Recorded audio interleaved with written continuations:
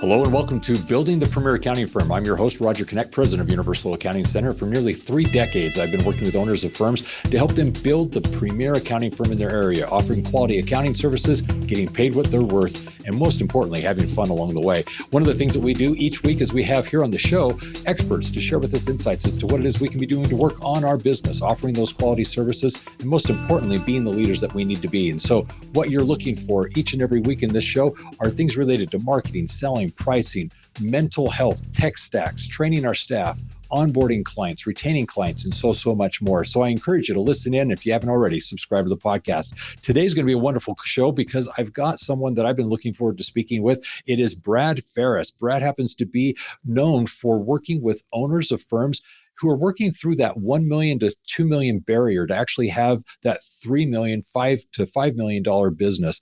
For over 20 years, Brad has actually worked alongside owners to help them sharpen their focus, raise their prices, and hire better people so that their firms can scale. In his work with hundreds of owners, he's actually learned that success is driven less by what you do than who you decide to be. And the biggest hurdle to your growth is between your ears. So Brad, welcome to the show. Thanks so much, Roger. Yeah, this is going to be a lot of fun. So one of the things that I really want to kind of start with is as you're working with business owners, one of the things that I think is very interesting is that there is a safe zone that is typically created with them. Obviously, when we come in as experts, there's that initial conversation where they're interested in our services.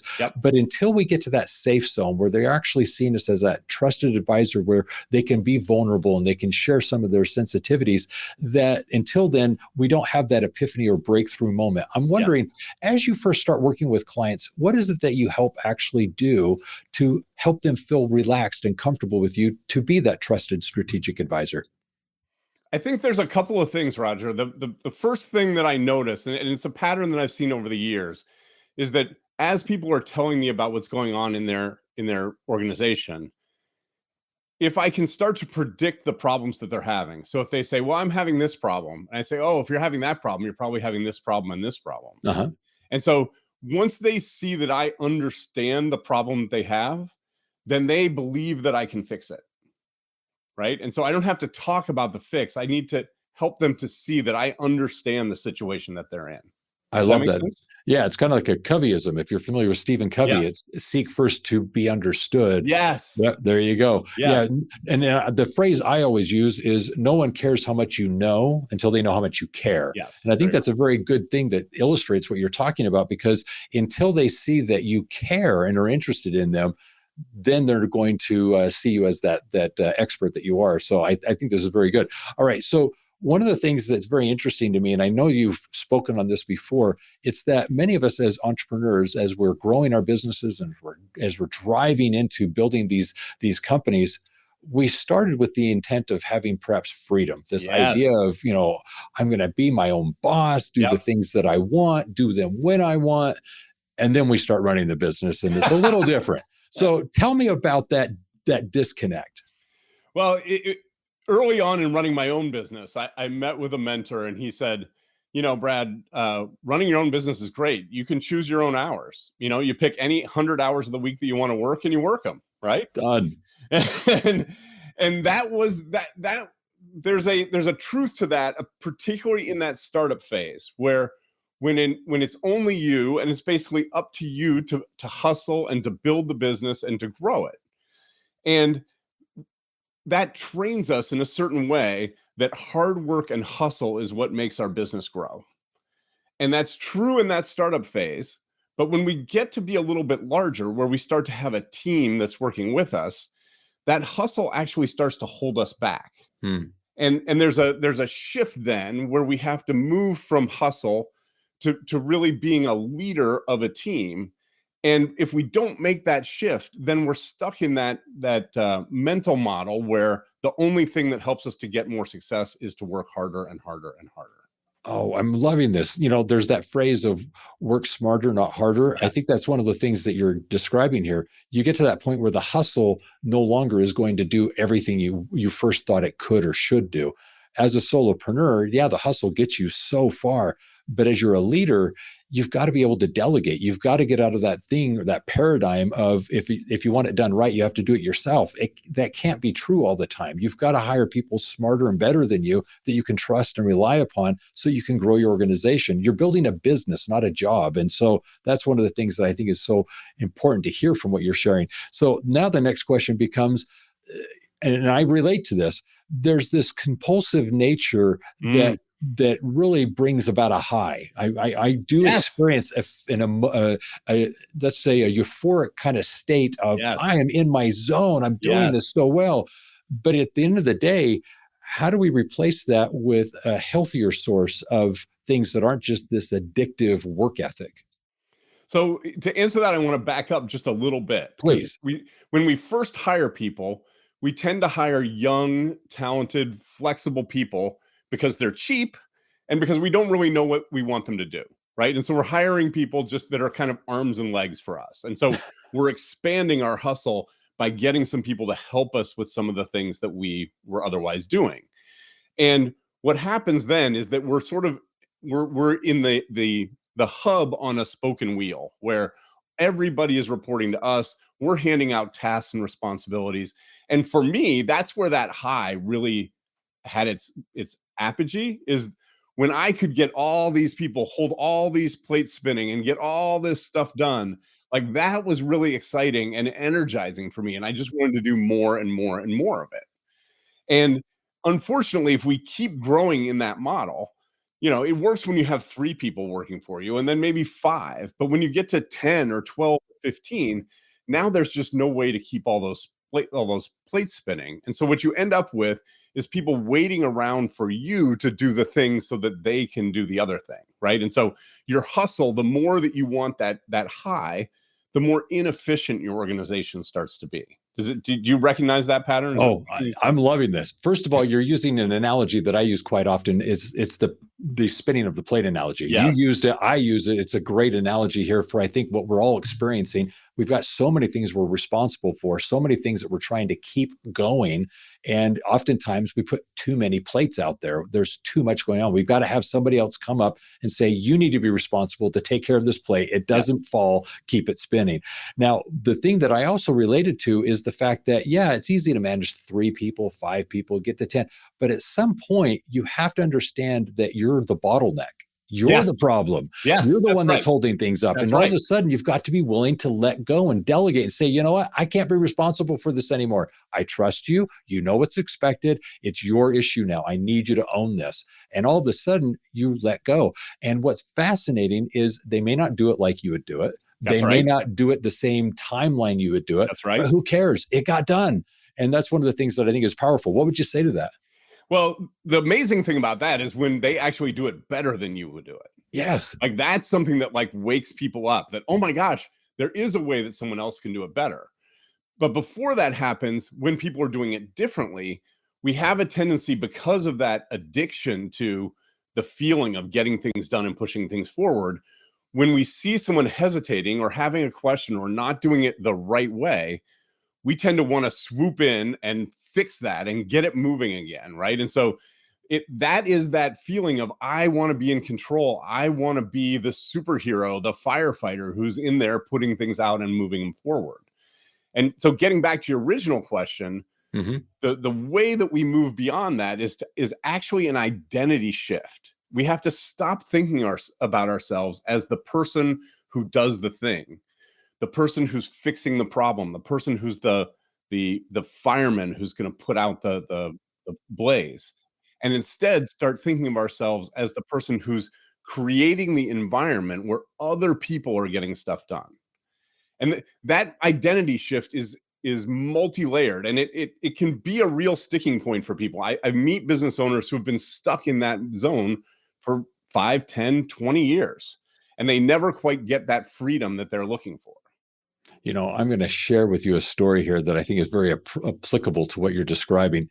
There's a euphoric state getting a sale. I mean, every business owner can experience this. The fact that somebody is willing to pay you for your product or service, somebody believes in you and they're willing to give you money, that's powerful. So I've been with this company now for nearly 3 decades. And when I started, I was in the sales department. And when I was selling, one of the things that we were doing is I was going from the previous company that I was at selling every 15 minutes. I had to get a sale every 15 minutes to where I was getting a sale literally. It was a monthly cycle. So we had one sales day every month. The month was geared up towards that one day, and all the sales occurred then. And so if they didn't happen that day, they don't happen the next day. They happen a month later. So it was a month cycle. So my point is there was a euphoric thing of accomplishment when you actually got the sales. There was something to be said about that. Well, just yesterday, I had a training with my sales team. We've been doing a sales training weekly now for the duration of the year so far. And it was powerful for me to share with them my experiences, my techniques, my style, my belief in how to do the job, and let them do it. It's not me getting the sell anymore. I'm not having the euphoric sell experience. My euphoria comes from them and them being successful and them sharing their successes of, wow, that really made a difference. And that was something that empowered them to get the sell themselves. My success is their success in the sense that when they are successful, I've done my job well. And so it's passing this along. It's a baton. I'm giving it to them that they are then able to now be the let's say the courier of that. And that's powerful. So what you're describing is something I'm relating to. Yeah. And one of the exercises that I often ask clients to think about is, remember the first time that someone lets you do the thing. Yeah. Whether it was selling or closing the books or whatever it was. There was a day when they invited you to do the thing and you weren't very good at it and you might have screwed it up, but they gave you the ability to try and to figure it out on your own. And that felt great for you, right? When you accomplished that first time, there was that boosted your status and your self-awareness. And we need to give younger people that same experience. And if we keep swooping in and fixing things for them, they don't have that experience of their own efficacy. And sooner or later, they don't want to be in a situation where someone keeps picking up the pieces for them. They want to test themselves and learn and grow. And the only way we do that is by letting them do the thing and fail if they're going to fail, or succeed if they're going to succeed. Exactly. Yeah. One of the things that I could do is I could fixate on me being the salesperson. I had a phenomenal sales rate. There was a period of time where I literally had a 100% closing rate. That's something that anyone could be proud of. But at the end of the day, it's not about me. At the end of the day, it's the 20 salespeople I can help them to do so much better. And they're going to do as 20 salespeople far more than I could ever do as a single salesperson. So yeah, it's that empowerment that I think you're so well explaining.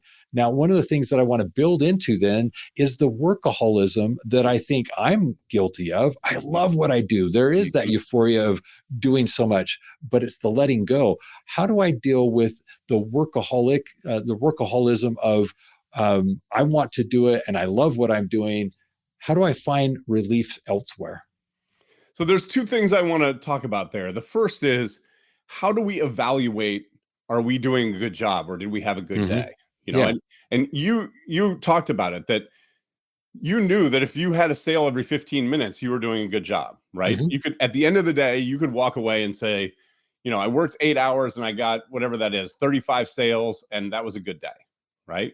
Oh yeah, that's exactly what it was. Yeah. And I could easily, because of the numbers, gauge my success. I either was or wasn't doing my job. When we move into that leadership position where other people are doing the work, it is much harder for us to gauge, did we have a good day or not? Because we don't have that sense at the end of the day that I crossed a bunch of things off my list. In fact, a good day might be I went to a bunch of meetings and I listened to people talk, and a couple of times I shifted the conversation in a certain direction, right? And so we need to start looking over longer time horizons and think about the impact as you move up in the size of your organization. Your impact extends out into the future further. So instead of looking at how do I impact this week? No. Other people are impacting this week. Other people are impacting this month. You're impacting like this quarter or next quarter. And so starting to look further out and get less of our endorphins from those daily activities, that can help us to step back a little bit and get a little bit of distance. So that's the first thing. I'm loving what you're sharing only because I completely agree. And I do this with all of my clients as well. One of the things that I think is hugely important is that the leader cannot delegate the vision of the organization. And they have to be involved in where are we going with this. And just as you mentioned, they need to be fixated on next quarter, next year. That's right. What am I doing to acquire the funds that I need to, the planning, the software? All of these things aren't day-to-day decisions. The day-to-day operations of the company, those are for others to do. If as the leader, the business owner, you find yourself being sucked into the day-to-day operations of the company, something is wrong. You're either not empowering, training, delegating well enough to let you be the leader you ought to be. Yes, very well said on your part. I love this.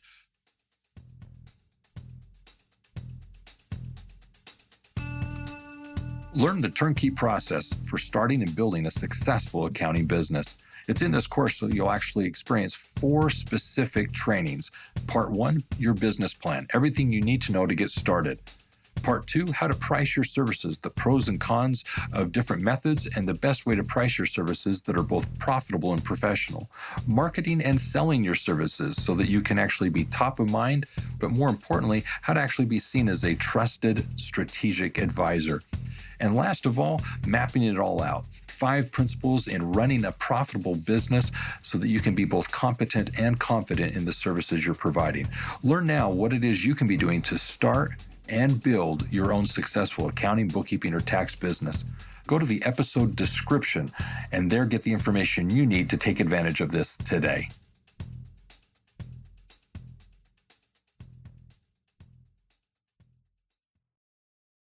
I actually have a client who keeps track. He writes down every time he gets pulled into a client situation. Mm-hmm. And then at the end of the month, he has a meeting with his team and he says, okay, here's all the times I got pulled in. How do we make sure none of these ever happen again? And I so love that. There's a review cycle where categorize them. What happened here? Why did that happen? We do a postmortem, and now we set up a new process so that at least those problems don't suck him in. And so every month he's getting sucked into fewer and fewer things. I love that. One of the things that I do with my team, and I try to teach it to my clients as well, is I teach them this point. If I'm coming in and doing your job, why do I need you? Yes. I mean, at the end of the day, and I'll just share a very real situation. My vice president was letting go a manager recently, literally yesterday. Yes. And very recent. And in this situation, one of the things that was powerful is she is very capable and competent in handling the situation, but it wasn't comfortable. She was very stressed over the situation. I was in the conversation. I could have easily, at many times, stepped in those awkward settings and tried to relieve the situation. But she knew exactly what would have happened afterwards. She would have known that I would have then asked the question, now remind me, what is it that you're doing here? Because this is a conversation she has heard so many times, and she now takes it to her staff. She's aware of the fact that in our company, if the person to whom you report is needed to do the task that's being done, the question then is why are you the one doing the task if you can't take care of it? And so I think that's a very important part from a leadership point of view is what haven't you delegated? What haven't you entrusted? What haven't you trained them on that they can work independently? And that's one of the empowering things that I think your example is showing is that meeting once a month to say, okay, here's what happened. What can we do to make sure this doesn't happen again? And another way that we actually accomplish this in the client relationships that I have is how often do they step away from the business unannounced, go on a vacation, go to a conference, and in their absence, return and see what was left undone that people felt they couldn't do without them. And then it's a question of why wasn't it done? What's lacking to empower the people to feel like they can actually take that and run with it in your absence? So a deal that I've often suggested, and actually one of my bosses did this with me, and it goes back to this question of how do we move away from working too much? When he would go on vacation, he would create a deal. He would say, if you call me on vacation, you owe me $50. If I call you on vacation, I owe you $500. Because there's no reason, the only reason that I'm calling the office on my vacation is because of my own anxiety, right? I'm feeling like I'm not important or things are going off the rails and I'm nervous about it. And so if the boss sets up a really high bar for relieving that stress, now we have to learn to deal with that stress and learn to enjoy things that are not business. And that's the second half. So the first half is letting go of some of that stuff and getting some distance. And then the second half is, what are you doing then with the time that you've freed up? How are you spending that time in a way that's not thinking about the business and worrying about the business? What are some hobbies that you want to pick up? What are some people that you want to be around, your family, your friends, investing in those relationships so that your desire to work is matched by the exciting and interesting things that you have going on outside of your work. And so it's not a balance issue. It's I want to do both of these things 100% of the time. Oh, I love it. Work hard, play hard. I can attest to that. So what you're describing here is something I think is so important for my listeners to hear and understand. The first thing that I think you're doing is you're giving permission to your clients to actually have something outside of work. Yes. Have a life. And so often it is just that. It requires permission. They're looking for someone to validate and say, it is okay if you do something other than run your business. And that's very important. But the second thing that I think is hugely important is this idea of, do you live to work or do you work to live? And so if you're able to actually empower your clients to see that it's okay to have that hobby, to spend time with that person in your life, such as a spouse or children, have those relationships, that's important, because it's not all about business. The business should be a means to an end. It is very gratifying. It is very euphoric. It is very what's the word I want to look for? Fulfilling. Yes. But at the end of the day, it's kind of like a child. And this is the analogy I give. At some point, you're going to have to let go of it, and you're going to sell it, or you're going to retire from it. Something's going to happen where you're going to move on, and it needs to continue. Yes. But the only way it's going to continue is if you raised it properly so that it can live independent of you. That's right. That's absolutely right. The idea that we are living to work, that we're spending all of our time at work, makes us very one-dimensional. And I don't know about your business, but my business has had a lot of uncertainty over the last, 5-10 years, something like that. And it feels like uncertainty is increasing. And in a realm of uncertainty, I need all of my creative energies. I need all of the ideas that I can possibly bring to it. And I'm going to have more of those ideas. I'm going to be more creative if I've spent time away from my business. The strategic coach has a idea that you earn work days by taking days off, not the other way. That you're not actually worth it to work if you haven't taken enough time off to recharge and be fully focused on the work that you're doing. I like that. I like that a lot. I'm really big in the recharge side of things. I think that's very important, to step away from the business, to find a place where you can be still, if you will, and kind of reflect on what's going on. And I think that's where a lot of inspiration can come as it relates to the business. But you have to be able to step away from the day-to-day in order to experience that.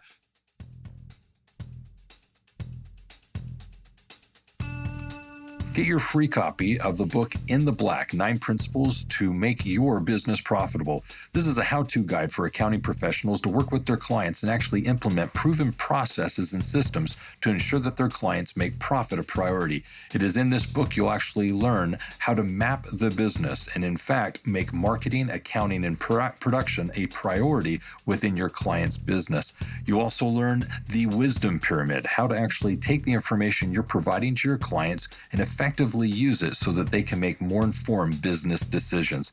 This book is designed to help you communicate more effectively with your clients and, in fact, have them see you as their profit and growth expert. Get your free copy now of the ebook today, In the Black, 9 Principles to Make Your Business Profitable.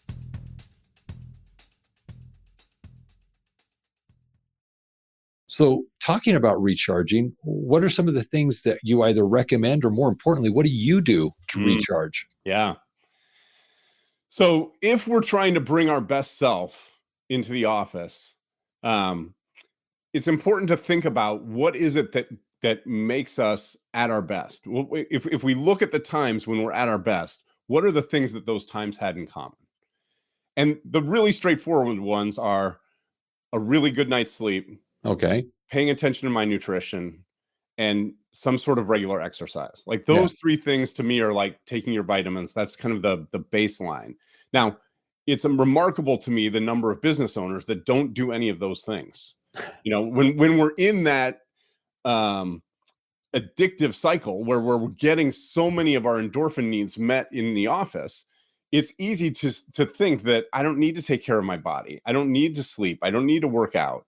And neglecting those things, like 1 fewer hour sleep has the cognitive impact of drinking a beer every hour. So like you're not at your best if you're not doing those things. So I always start with that as sort of the baseline. And then for me, I want things that give me distance, that give me perspective. And for me, that happens to be nature. Like if I get out in the woods, if I get out in the mountains, if I can look at a long horizon that goes on forever, those things help me to recognize that I am pretty small and that the world is really big. And a lot of the problems that I was worrying about all last week are really not that big a deal. And so getting more of that distance really helps for me. And then there are spiritual practices that also reinforce that. So when I come back, I don't lose it all in 24 hours, but that maintain for me that awareness that I'm a small part of a big universe. I like that. Starting with the spiritual, one of the things that I think is very important is understanding that you are not your business. That's right. And so if you can actually kind of divorce yourself of your business, I think that's very powerful, simply because you become grounded as to who you are truly as a being. And I think our culture, just simply because it's common to ask at the very beginning of a conversation, who are you and what do you do for a living? It's so much of our identity is built around who we are. We're a business owner. We run this company. And that's something that's to be proud of. And it's something that we oftentimes lead with. But what happens when you retire, when you sell the business, when it no longer exists? You still need an identity. So I'm trying to say that spiritual component is so important to be grounded with. And then as you're explaining the distance, I think that's so powerful to not just step away from the business, but get away from the business so that you can actually experience things. And oftentimes that's where I get those bursts of inspiration where I'm able to maybe answer a question that I've really struggled with. It's eluded me, but now I'm getting it answered because I've stepped away from the situation. So you really offered some great things. So I'm wondering, with regards to recharging, how often do you feel that's necessary? So there are different levels. Obviously, if we're talking about sleep and exercise and nutrition, that's a daily thing. Yeah. Right. I actually, I did a survey with my clients recently, and I asked them a day that you would rate as not a very good day. What was happening in that day? And the universal answer that came back was back-to-back meetings.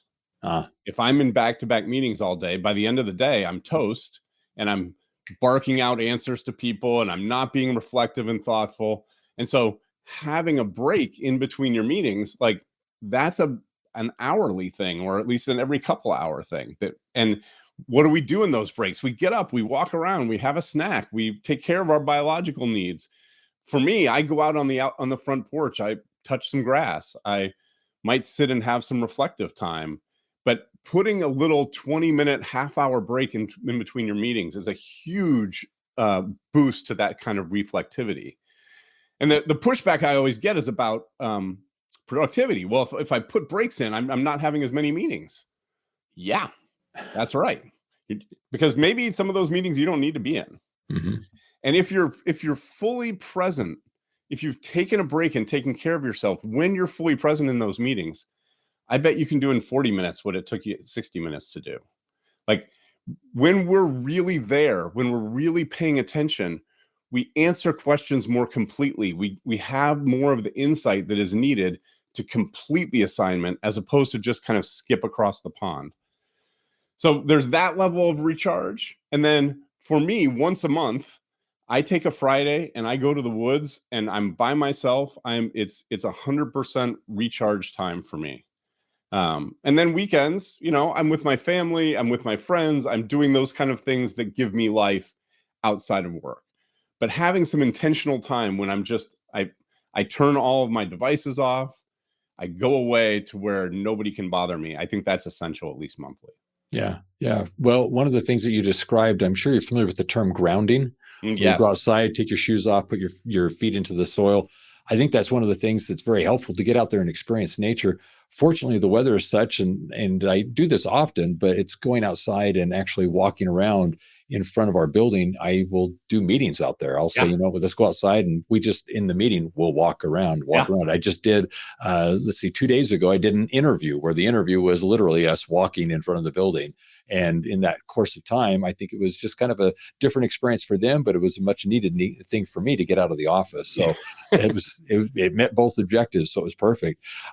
As it relates to the clients that you're working with, can you share some examples of the CEOs that you've worked with who have actually transitioned away from being work obsessed to actually having this healthier life? I like how you didn't say balanced earlier. I think that's something very important.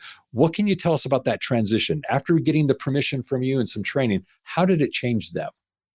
So one of the clients that I work with, all his life, he had been a creative person. He was a musician. He had traveled in a performing band when he was younger.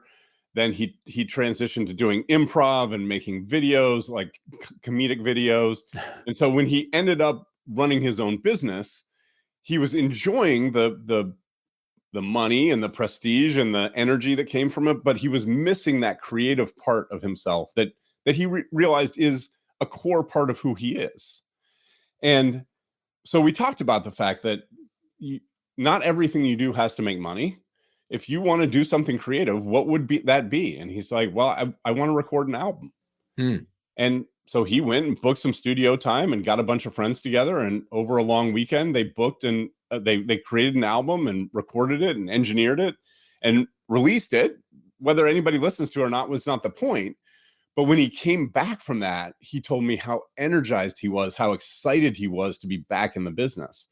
And so taking care of yourself in that way is a really good example of someone who is doing that thing that we're talking about. Perfect. So a question for you regarding the transition that a business owner takes or makes when they go from that breakthrough of 1 to 2 million to 3 to 5 million. How is the 3 to 5 million business owner different than that $1 million business owner? So just today, I was talking to a leader who is in this transition, and sort of like what you were talking about in the termination situation where you were talking, that you told us about. He's in that place where people are doing things independent from him, right? So the sales guy is making calls that he doesn't know anything about, and the marketing person is showed him the marketing plans, but is executing. And he's like, "Well, I want to see the details. I want to see the reports and everything." And when we talked about it, we realized that he didn't need to see the reports. He needed to see the results. Right? Yes. And so when we get to that point where we're not in the details and we can start to look out further, now the questions that he's asking are much different. He's saying, well, what is it that really sets me apart from my competitors? And some of the lead generation tools or channels that have been working for me, I can see things that are changing there. I need to get out in front of what is the next lead generation opportunity for us. And the other thing that he's working on is a whole new service offering that he knew in the back of his mind was there, but he never had time to work on. And so I'm starting to see him turn the crank on these higher level activities. And like this new service offering, it could be 50% as big as his existing primary service offering. So that's a way that he could grow the business from $2 to $3 or $4 million. And so we're starting to see him engage in these more leveraged activities where the things that he's doing have a longer time impact, but have much greater results impact in the business. One of the things that really resonated with me as you were explaining that is I can remember what it was like when I was in that $1 million to $2 million range versus the $3 to $5 million range. And as you were describing, it was like, that's exactly right. When I was in that $1 to $2 million range, I was interested in and involved in the steps, the procedures, the processes, the implementation of things. When I was at the $3 to $5 million range, I wasn't involved in that process. I wasn't involved in those decisions as to what to do, how to do, and so forth. It was results oriented. And all of a sudden now the freed up time that I had, allowed me to actually focus on, okay, what's going to be an improved revenue stream? What's going to be a new revenue stream? What can we do to actually work more efficiently and profitably because we're streamlining things? And I'm able to get into the workflows and the processes after the fact to tweak and improve them rather than create and establish them. And so that's really a distinction that I'm thinking is very profound between those two different ranges. So that's one of the things that I'm glad you kind of shared and explained.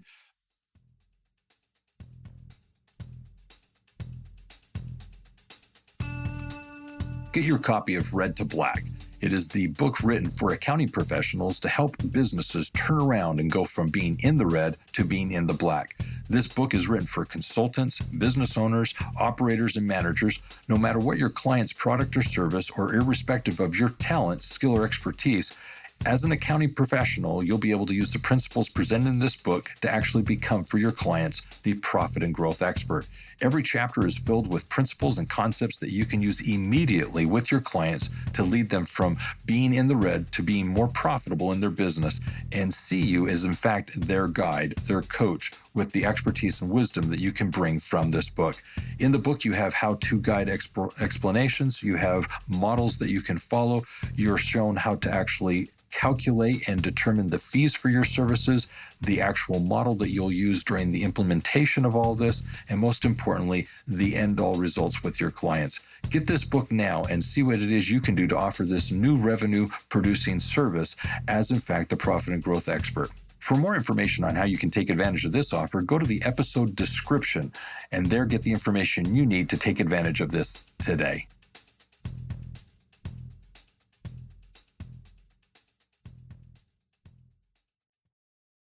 Now, one of the things that I want to dive into here is you've talked about a variety of steps. Maybe you're going to recap them, but I do want to ask, are there steps that someone can take to actually transition from this compulsive nature that we have to be a little bit more intentional and have outside interests? So the first thing is awareness. When we become aware of how much of our time and energy and attention is going toward our business, then that starts us to ask a question of, well, what would I do if I wasn't putting all this energy in there? And oftentimes this awareness might come in the form of a spouse who says, listen, I'm going on vacation next month. You can come with me or not. But if not, don't be here when I come back. There can be times when people in our lives give it. I remember a client was working one evening and her 3-year-old came over and just closed the laptop on her fingers. And that was her wake-up call that, oh, maybe I need to pay attention to some other things, right?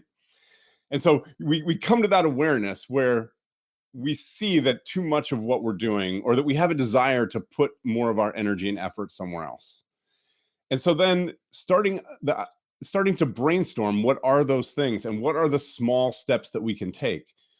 One of the mantras that I live by is that 2% improvement a week is 100% improvement in a year.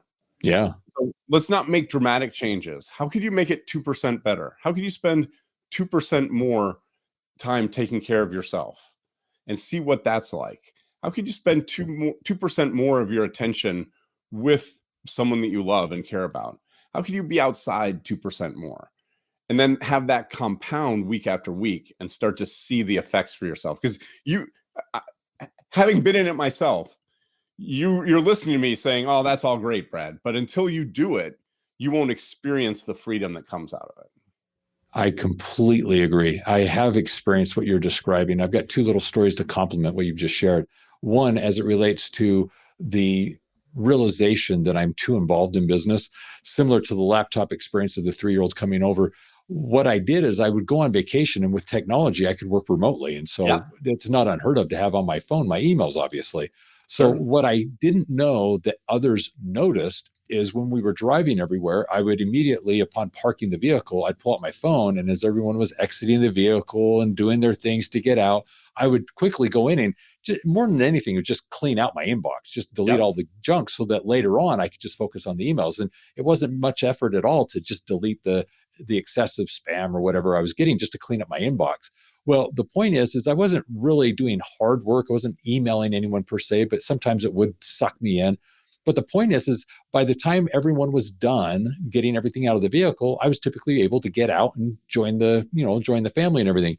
Well, I didn't realize that people, my children especially, noticed that I was doing that. And so that was just kind of that telltale sign of we're on vacation, we're doing things, and yet I'm not fully there.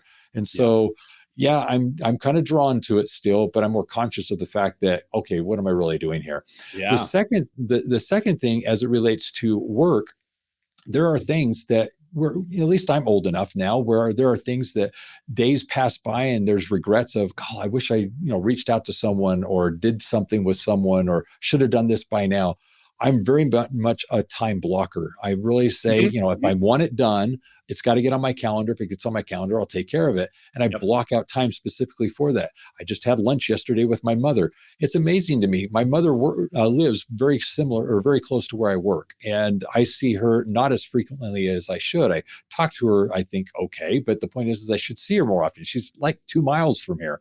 But the point is to schedule time to go see my mom. I'm usually in a rush from here to go home. I'm usually in a rush to get to the office. I'm usually busy at lunch with lunch meetings. So I have to schedule time to go to lunch. And so literally I put her on my calendar for a lunch meeting. If I did not do that, it would be another day, another week, another month that would go by. And it's very innocent, but yet she needs to be a priority in my life. And I'm happy to make her a priority in my life. And it's only because of time blocking that I'm able to take the things that are important to me and fit them in. So that's one of the things that I just add to what it is you were sharing a moment ago. Yeah, I think that's beautiful. And you didn't notice that hour that you took to be with your mom. You didn't say, oh my gosh, that just ruined my whole week. It made my week. Right, exactly. Yes, that's it. So that's that thing where if we love the things that are outside of work as much as we love what we're doing at work, it doesn't feel like I'm stealing from one or the other. I want to be fully engaged in both. Oh yeah. I want to be present. And one of the things that I use to assess whether or not I'm going to say grounded, and people may use the word balance at this point, but I don't use the word balance. But if I'm present, if I'm able to enjoy the moment and be involved in conversations, participate in the situation, enjoy the moment, then I'm good. But if I'm in a situation where right now I'm thinking about something in the past that's undone and unresolved that I need to take care of, well, then I need to take care of that because I'm not able to focus on the now. Yeah. If right now I'm focused on something that I need to prepare for or get ready to do that's in the future because I'm not ready for it yet and I'm planning for it, well, why am I not present? So anytime that I find that I'm distracted from the present, that's my telltale sign that things are out of whack. I'm not what I need to be. And that's what needs my attention. I need to resolve that so I can again return to being present. So those are just some of the telltale things that I use in my life to kind of make sure I am theoretically balanced. I'm with you. Presence is a superpower.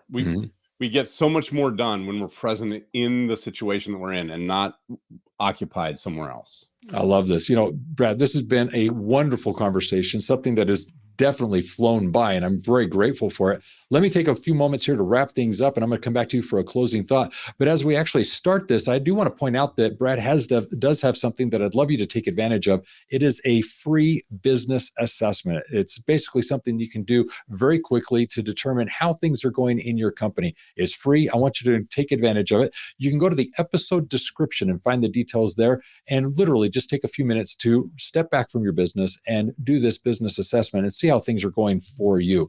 In addition to that, what I want to encourage you to take advantage of is the Accountrepreneurs Challenge. This is a challenge that we're offering to all of you as my listeners as you're working on your business to actually have a healthy relationship with your business, your family, your friends, and you. It's an Accountrepreneurs Challenge so that you can actually focus on both your personal and your professional needs. It's literally intended to give you each and every week a 5-minute, an hour-long exercise that you can do once a week that you can do to work on yourself and your business to ensure that you're getting that well-rounded perspective that you're looking for. So take advantage of this opportunity to engage in the free Accountrepreneurs Challenge. The information for that, again, is in the episode description. Now, as a summary of our conversation, Brad, amazing.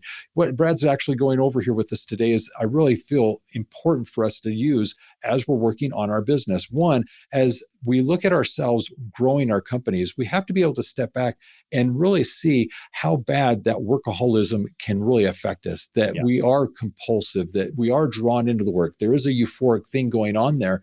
But even though we're drawn into that, we've got to get to a point that we're willing and able to delegate and relinquish these things. And actually, as a true leader, get involved in the things that are more forward thinking. And I like how we were talking about how we shouldn't be involved in the day-to-day operations. I really appreciated his illustration of that, of one of his clients who on a monthly basis does a reassessment of those meetings, those situations that required him to get involved when in reality they should not have. And he's able to address those and say, here are the things that you need to avoid this in the future, and let's not have this happen again. And I think that's very proactive on that business owner's part to basically say, here's what I trust you to do, here's what I'm empowering you to do. You can now make these decisions and not have to feel dependent upon me.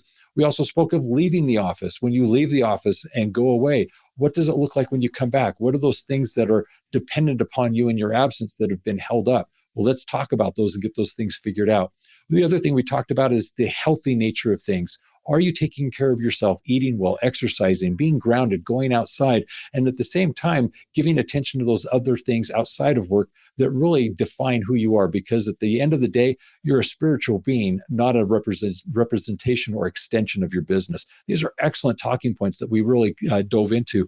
The other thing that I thought was very important is when we're looking at our business, can we really see that it isn't us? And I think that's something that we really want to take to note there.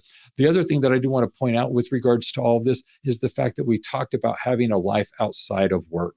He spoke of taking time to go outside, his weekends with his friends and family. I think that's a great example of where are the priorities outside of work that allow us to be the persons that we are. And so as a business leader, I hope you as a listener are realizing that there are things that perhaps have been neglected. Success does take sacrifice. We've all been making it. But what's that one thing that you can do to work on in your business? That's that 2% change that he spoke of that allows you to this week make a minor addition or improvement that next week you can add to it and build upon it so that a year from now, you're in a much better situation simply because of these minor tweaks and adjustments that you've made.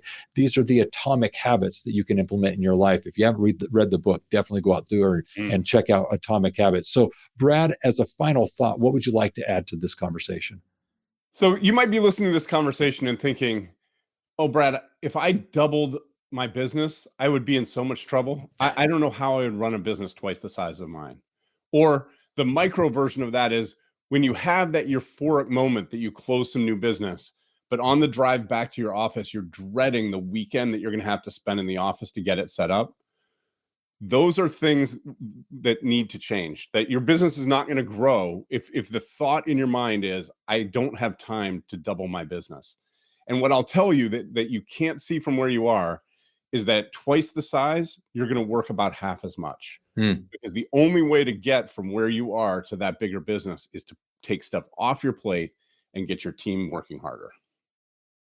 Well, that's great advice, Brad, because I'm twice the size, but I can honestly tell you I'm not working half as much. I can definitely say I'm not involved in the day-to-day operations. That's nice. But I definitely consume my time working on the visionary things of the business as to what's next. And I do enjoy it. So very well said, though, on your part. I would like to work less, and I'm trying to get there, and I expect to be there soon. So retirement, rest and relaxation, recreation, retreat, those words resonate with me right now. So I'm definitely trying to get those in there. All right. Yep. So definitely I am a work hard, play hard person. So if you know me, you'll actually resonate with that. All right. So Brad, thank you for being on the show. For my listeners, I definitely want to encourage you, if you haven't already, subscribe to the podcast.